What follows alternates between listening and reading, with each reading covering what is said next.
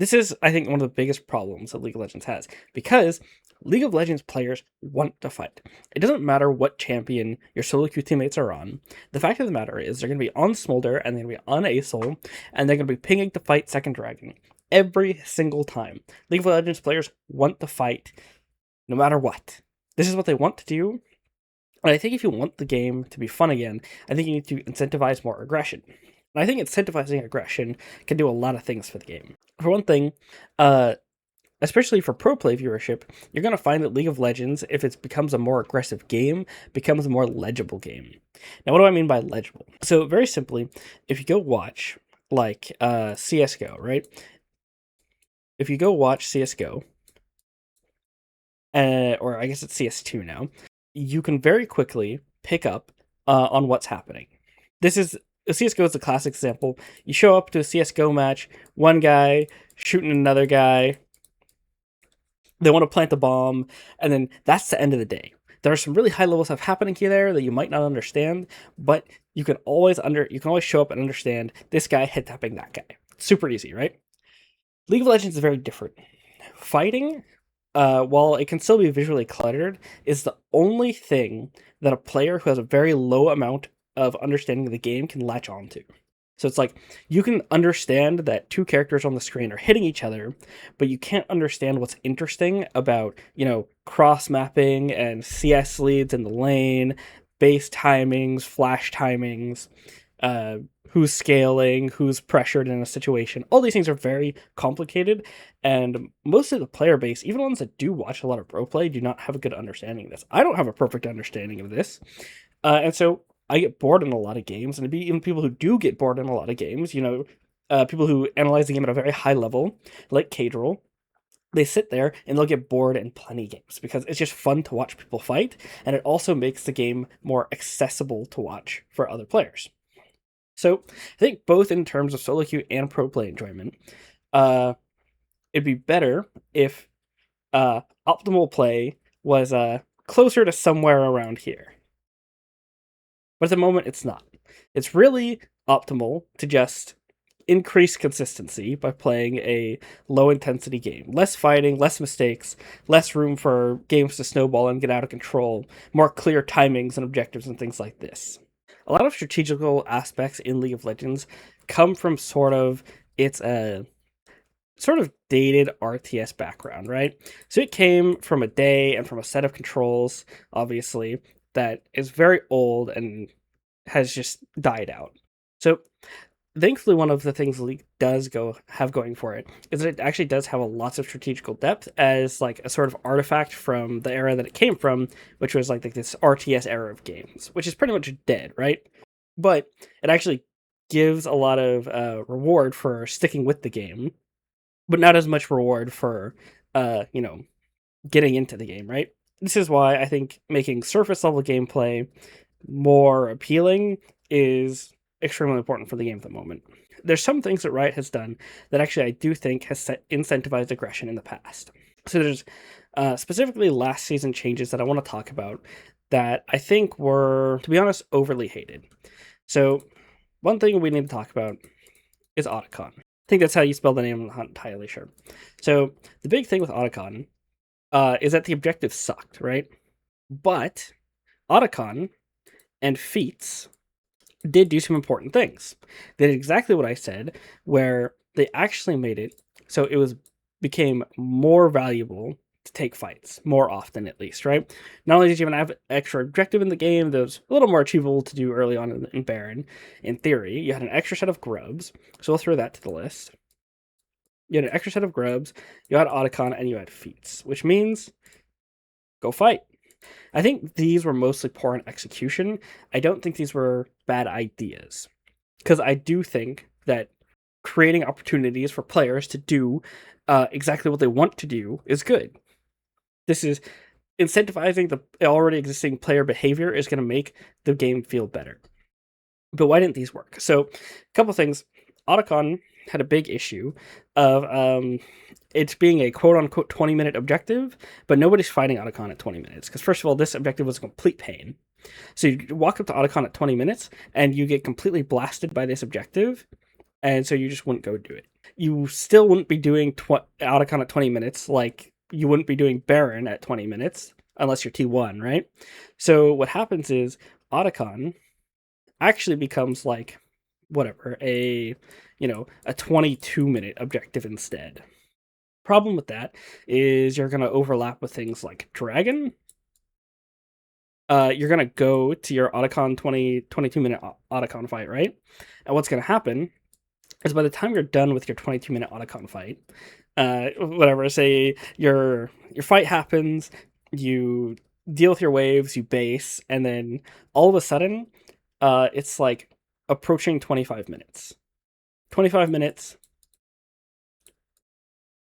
I didn't really fit on zero. It's fine. You get it. 25, right? Maybe you finish your Otacon stuff at like 23:30, right? By the time everything's said and done, now you have 90 seconds to just set up the next objective. You don't have your 5 minutes of farming, and that sounds like it'd be better, right? You'd have less downtime between these objectives and fights. No. There's a specific reason it's not better, and it's because the long-standing players of the game, the oldest fans of League of Legends, are very, very used to the current structure of the game. The structure of League of Legends is very important to a lot of players. They've been playing the game borderline the same way for a decade plus, right? Many of them. And even if they're not decade plus, like a lot of my friends have been in the game for whatever, 5+ years, 3+ years, 4+ years, whatever number. It's like a lot of people are very used to this very specific way the game is supposed to flow. And so when you introduce this idea of an Otacon is spawning, at the same time potentially as a dragon is spawning, right before the Baron is spawning, sometimes even all these objectives are up at the same time, it makes a very chaotic situation. It destroys the structure before, where you're like, all right, I need to go fight this Dragon Soul, and then I'm going to go fight the Baron, or I need to maybe pick one of the two instead of one of the three. But it demolishes the part of the game that they're used to. It's like they thought they had this part of the macro solved, and you just blew it up. So I think a big reason why Otacon was such a big problem for players is because it ruined the structure of League of Legends. I think Grebs is pretty similar. Sorry, it didn't ruin the structure. It interrupted the structure of League of Legends. People had a certain set ways of playing that they didn't want to have to think about doing something different with. And I think that made Otacon very negative to interact with, especially since the objective, again, was kind of hard to do, was easy to throw at, and I thought the buff it gave was just pretty lame, to be honest. Grubs, similarly, also messed with the structure. Grubs actually messed with the most sacred part of the game, which is laning. You now have an extra objective that you have to go to. And because feats exist... that's not how you spell feats. Whatever. And because feats exist, you have to go to some grubs. You have to go play grubs, which means you have to interrupt your laning. Which is a big no-no in League of Legends. Really big. Lane swaps are the biggest example, right? You can't go and have lane swaps in the game pretty much to any degree. Even when lane swaps are relatively good and strategically interesting, they're hard for a huge percentage of the player base to interact with. It's too RTS-like, and people just aren't here for that anymore. Which part of that does make me a little bit sad, because I do think strategical elements of the game are extremely interesting, but I don't totally not understand where people are coming from. So really what you need, instead of extra objectives, right? Oh, quick note real quick. If you ever wonder why people treat junglers like they're the spawn of Satan, it's because the sentiment that laning is very sacred is a very common one within the game. And when junglers, even at especially at lower elos, come into your lane and interrupt your laning, which people hold in extremely high regard, it's really upsetting. I mean, it's not like people don't know this, right? But it's just like maybe from a jungler's perspective, you don't get it. It's like you're supposed to be able to lane, and then junglers can blow up your whole laning phase alone, especially if you're top lane, right? In other lanes, maybe it's not going to end up being as big a deal. Bot lane, depending on how bad a play goes, but top lane, jungler comes one time, even if they just fix a wave, and your whole lane is over. That's just a quick aside, though. What you want to do is you want to incentivize, at least in the first 15 minutes of the game in particular, right? Because there can be kind of a lot happening in the later parts of the game. It speeds up, you're collecting more items, you're collecting more waves. People are more free on the map to engage in whatever behavior they want. So I think, and it's less solved, right? You don't sit in your lane. So really what you want to do is you want to create incentives. No, not that color. You want to create incentives around laning aggression.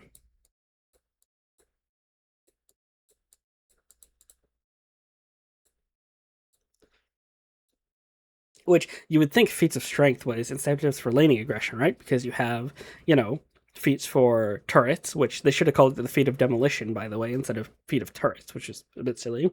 You have feats for kills. There's jungle objectives too, but two out of three, which you needed for the feats of strength, were laning essentially. I mean, you could get kills in the jungle, but probably those kills were going to happen in lane the first 15, minutes of the game. But I think there's compounding factors with grubs that made this bad. I think feats fundamentally were actually quite good changes, at least if they'd come in on their own. But also, kind of what you saw is that a lot of people, because of the immense value that they were placing on feats, were also changing their playstyle. I think players had a misunderstanding about how valuable feats actually were, and so it created a sense of urgency to play around this objective that was not needed. There's a lot of things like this in League of Legends. But it's like, feats of strength were not so strong that you would lose the game, not even really close, right? If you gave it over. I don't remember what the exact stat was, but I mean, the odds of you winning the game already, if you have the, first three kills, three kills, and or, first tower plus first three objectives. I can't write the squiggly ones. Was like already going to be really high, right? If you're disadvantaged on the map at any given point, you're probably going to say that this team was more than 50% likely to win the game. So I think the whole thing of feats being too strong was very strange. My other thing too is I don't know why people are so against the idea of having early game champions become stronger. Because you think about your solo queue game, right? If you load up to a solo queue game and you notice that, you have the stronger early game team, nobody's going, oh, thank God, I've got the stronger early game team, now we can run over the game. Nobody ever says this, right? If you look at the enemy team and they outscale you, you're always like, man, now we have to run over the game or else we're not going to be able to play. We're going to have to FF at 15 minutes if we don't have a lead. That's what everyone's thought process is in the game. Scaling is clearly at least perceived as to be much stronger than early game, or just like having an early game focused comp. I think currently in the meta, and I think it has been stronger, to be honest, for just maybe even all time, but probably pretty much as long as I've been playing the game. It's been better to have the scaling and play a safe and consistent game versus your opponent, or at least have equal scaling and play more consistently.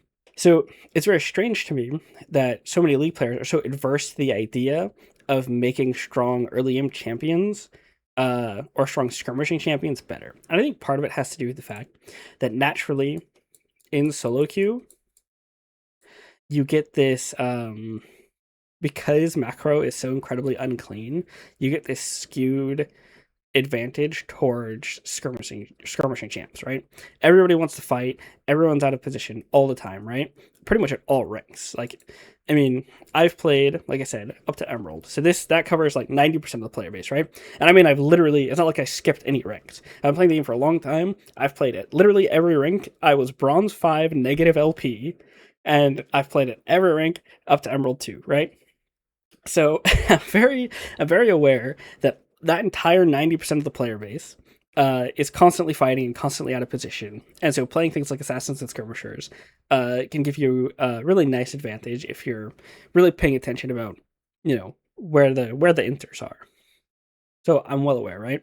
And then also, I watch plenty of Challenger games. I watch all the same Challenger content creators that you do. I watch all the same Korean climbs and everything. And I've also seen that those players are also complete psychopaths. Sometimes they do have lower kill games, right? But there's also a lot of games where they're just like, permanently hands checking each other, right? Top laners in Korea, they fight you over every CS. It's just completely insane, right? So I think this is true for all ranks, but for the moment, I'll say I only have an authority to speak on 90% of the player base, which I think is still pretty good. But all these players love to fight, and skirmishers, let's say skirmishers, and assassins, I won't leave it at 3 letters, are very good in those environments. They thrive. And I think this is why assassins tend to be able to tend to be forced into a position where they're a little bit weak because they're just, too strong or tend to be too strong in solo queue environments. Because the best counter to assassins is just having even the smallest amount of team play, right? Which is the other big thing. Everyone seems to pretty much universally dislike the fact that the game has become so team oriented despite being a team game, which I kind of understand that, right? Because you can't do anything if you are an assassin, right? And someone devotes like one piece of CC to stopping you from killing the AD carry, and you don't have any of your team follow up diving with you. There's nothing you can do to control that, which is a big thing when you think about voice comms, right? If you can, more effectively communicate with your team that, you want someone to die with you, you want to CC this person without having to interrupt your gameplay and type or hope that they understand your pings. It's like, maybe that does fix some issues. I do think a lot of writers are correct that you'd have lots of toxicity issues upon introducing voice comms. I think something that might be happening right now is, I don't know if you guys have seen this notification, but there's a new Discord and Riot linking account or account linking system. So there's a part of me that thinks that maybe they're going to do some feature where they integrate Discord, and so they can sort of like patch voice comms into the game without having to be, first of all, responsible for moderating voice comms, while at the same time not having to pay or make a voice comm system from the ground up, which you'd think would probably be fine with League Voice, because, I mean, that seems pretty decent, but so maybe I'm just kind of like reaching there, but I just thought I'd throw it out there. To summarize for the moment is people want to fight, so fighting is good. It makes the game more legible, and it incentivizes current player behavior. So it increases legibility, and it increases just how fun the game is, because it matches the current player behavior. So you want more fighting in the game, and you want to do it in a way that doesn't harm game structure. This is where we're at right now. I think this is the biggest thing you could do in order to make League more fun. Obviously, we're going to need to talk about what you could potentially do in order to make this a reality. And I'm going to get into that next time, I think. For now, we're going to leave it here. We'll just make this 2 parts. So if you enjoyed, I'll try to have a part 2 out shortly where I kind of cover some solutions that I think would work well for the game, what's going to happen, and problems the game would still face even if you had this sort of, even if you somehow fixed the issue of the game being boring and incentivizing slow play. Some other issues you might still have that would cause the player base to stay low or to stay unhappy with the game. I hope you enjoyed the conversation. Thanks for tuning in. I do really appreciate it. Have a good day.